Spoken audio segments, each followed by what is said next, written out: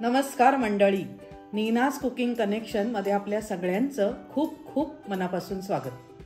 आज मी तुमच्यासाठी घेऊन आली आहे की आपण जे डावीकडचे पदार्थ असतात म्हणजे चटणी, कोशिंबीर, कायरस वगैरे हे, तर त्यातला कायरस दक्षिण भारतामध्ये म्हणजे कर्नाटकामध्ये त्याला कायरस म्हणतात आणि महाराष्ट्रामध्ये त्याच पदार्थाला पंचामृत म्हणतात। तर पंचामृत आणि कायरसामध्ये बरेचसे इन्ग्रेडियंट समान आहेत, काही काही गोष्टी कमी अधिक असू शकतात। तर मी कर्नाटक स्टाईलने कायरस दाखवणार आहे। तर आपण लगेचच बघूया त्याचं साहित्य बघूया।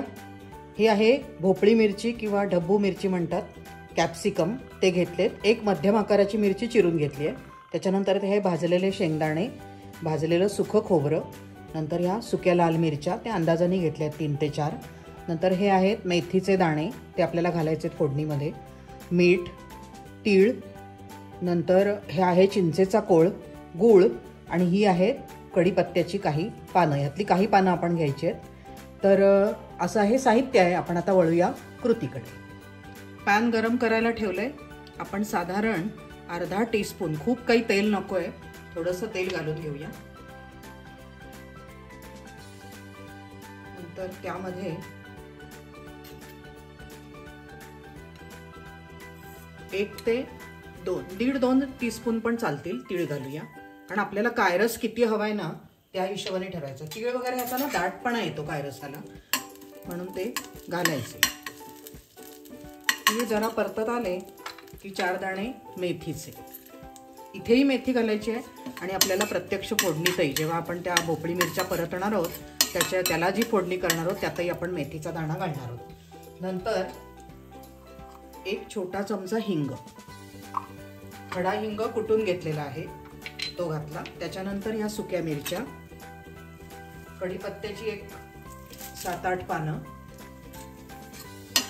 हे सगळं छान परतवून घ्यायचंय आपल्याला। त्याच्यानंतर हे शेंगदाणे हे भाजलेले घेतलेत मी, त्यामुळे ते काय थोडेसे परतले तरी चालणार आहे, आणि हे सुकं खोबरं तेही जरा भाजून घेतलेलं आहे, त्यामुळे ते पण आपल्याला जस्ट याच्यावर एकदा परतायचंय। आता हे सगळं छान परतवून घेऊ आपण। मंद गॅसच आहे, त्यामुळे 1-2-3 मिनिटं छान परतून घ्यायचे। हा जो मसाला मी भाजतेय ना तो हा छान आता भाजून होत आलाय। आपण आणि 1-2 मिनिटं भाजू आणि मग आपण हे मिक्सरमध्ये छान बारीक करून घेणार आहोत आणि त्याच्यानंतर पुढची प्रोसेस बघूया आपण। तर हा मसाला आहे ना, तर तो आपण जर करून ठेवला असा कोरडा, कारण याचा पाण्याचा अंश काहीच नाही आहे, आपण तेलावर छान खमंग परतवून घेतलाय, तर तो 8 ते 15 दिवस फ्रीजमध्ये आरामात राहतो। कायरस पावडरच म्हणून ती करून ठेवतात आणि मग आपल्याला हवं असेल वेळेवर तेव्हा आपण तो कायरस बनवू शकतो। आपण आता गॅस बंद करूया, कारण हा मसाला छान भाजून होत आलेला आहे। पुढची कृती करूया। कढई ठेवली आहे, कढईमध्ये परत थोडंसं तेल घालायचे, 1 ते 1.5 टीस्पून। त्याच्यानंतर तेल तापलं की आपल्याला नेहमीसारखी फोडणी करून घ्यायची। 4 दाणे मोहरीचे टाकून बघते, मोहरी फुटायला लागलेली आहे। थोडंसं असं झाकण ठेवलं ना फोडणी करताना तर आपला गॅस, आजूबाजूचा परिसर खराब होत नाही, म्हणून करी म्हणजे फोडणी अशी करावी झाकून झाकून। नंतर हे मेथीचे पण 4 दाणे मी याच्यात घालते। त्याच्यानंतर कढीपत्त्याची पानं, त्याच्यानंतर थोडासा हिंग आणि हळद असं घालून आपली फोडणी तयार झालेली आहे। आता आपण त्याच्यामध्ये मिरच्या घालूया आणि ह्या मिरच्या बारीक गॅसवर आपल्याला चांगल्या परतवून घ्यायच्या आहेत। त्या आता परतून घेऊया।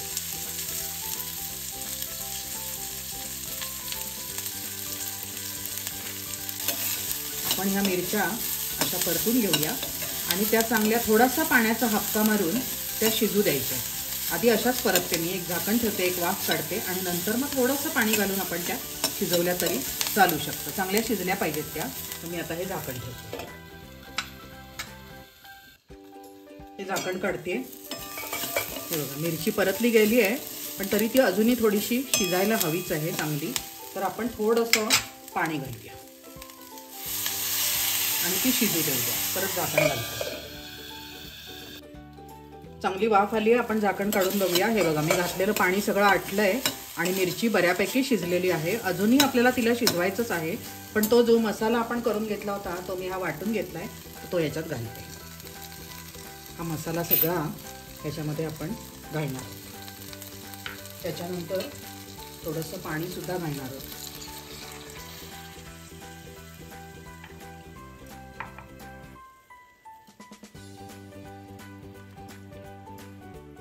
वाटलेला मसाला घातलाय आपण, पाणी घातलंय.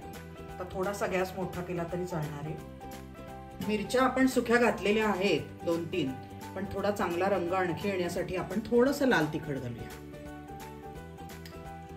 हे काश्मीरी मिरच्या किंवा बॅडगी मिरचीचं तिखट आहे, त्यामुळे त्याचा तिखटपणा फार नसतो, पण रंग चांगला दिसतो, म्हणून थोडंसं तिखट घातलंय. आता हे असं छान शिजवायचं. त्याच्यानंतर याच्यामध्ये घालूया चिंचेचा कोळ. चिंच कोळून हा मी रस त्याचा हे केलाय. तर साधारण 4 टीस्पून घातलाय मी. आणि त्या हिशोबाने गुळ. गुळ थोडा जास्त लागतो कारण कायरस जरा गोडसर असतो, तर गुळ घातलाय. आता हे जरा चांगलं शिजू दे आणि मग आपण मीठ घालूया. हे बघा, आपलं मिश्रण छान शिजलेलं आहे, सगळं मस्तपैकी मिसळलंय. आता त्याच्यामध्ये आपण मीठ घालूया.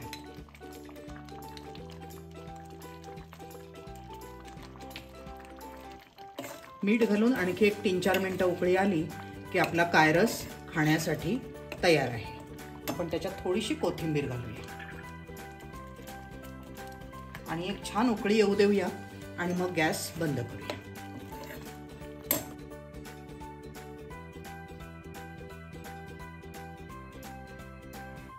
तर मंडळी, ही तोंडी लावण्याची म्हणजेच कायरसाची रेसिपी तुम्हाला कशी वाटली? आवडली का?